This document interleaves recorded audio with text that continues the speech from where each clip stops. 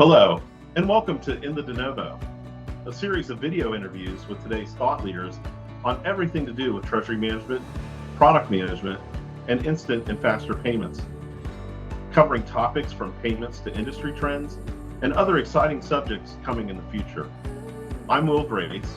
I'm the host, founder, and managing director here at DeNovo Treasury.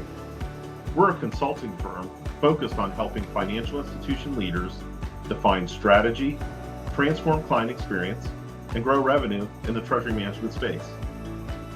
Thanks for joining us and staying in the know within the DeNovo. Okay. Now, I'm familiar with the real-time payment network send capability that we refer to as request for payment. Does the FedNow network have a similar capability for send?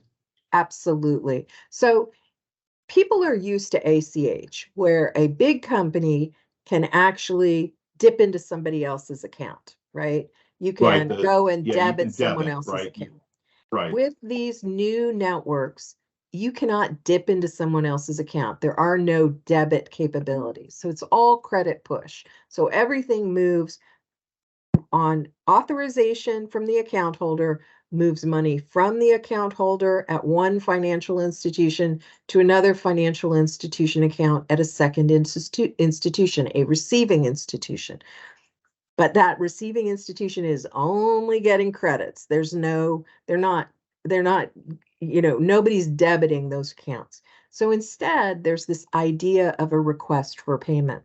And that would be you initiate a non-value message called a request for payment. It contains the information that would let an end user know what their obligation is, and they could, potentially hit a button to respond, to send the money off, to authorize that credit push transaction.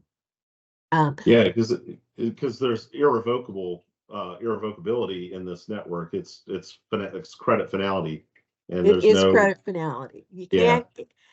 There is a good faith process. Once you've sent a credit, one financial institution can ask another financial institution to return the funds.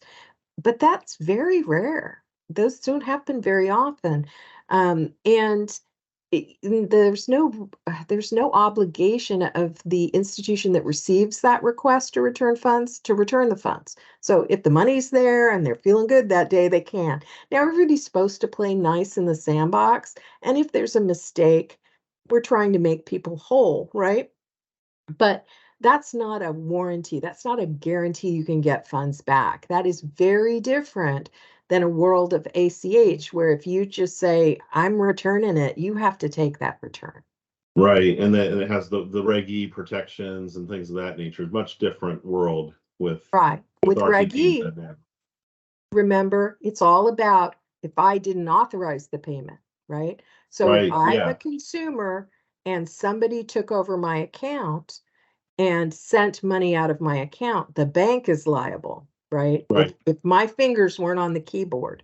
But it does leave that space with credit push fraud or scams, where if I sent it because I was, coerced, that's still a gray area. We're looking at a climate where regulatory interest is kind of evolving there, and that may come to pass over time.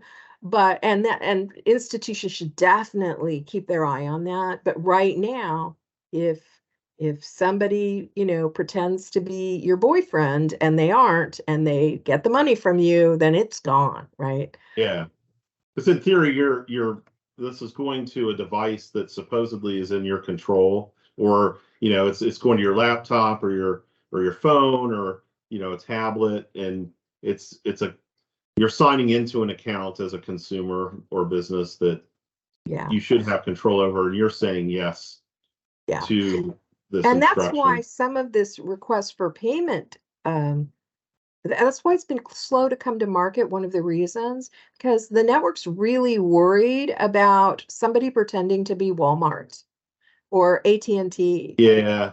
and introducing requests that aren't legitimate. So there's some business practices that are beginning to come out. There are some rule interpretation that the RTP network just launched this summer. We'll see. I think the request for payment applications are going to start coming to market in the next year, probably in 2024. But I think they'll be a little slow because the institution that sends that request is warranting that they are for a legitimate purpose. And everyone's trying to figure out how to manage that risk, which is a really interesting new risk to be managing. I love it when a good conversation comes together. We are so lucky to have friends willing to sit down and talk with us about the industry. For more content like the video we shared today, check out our website at DeNovoTreasury.com and our YouTube channel at DeNovo Treasury. Thanks for joining us today for In the DeNovo. See you next time.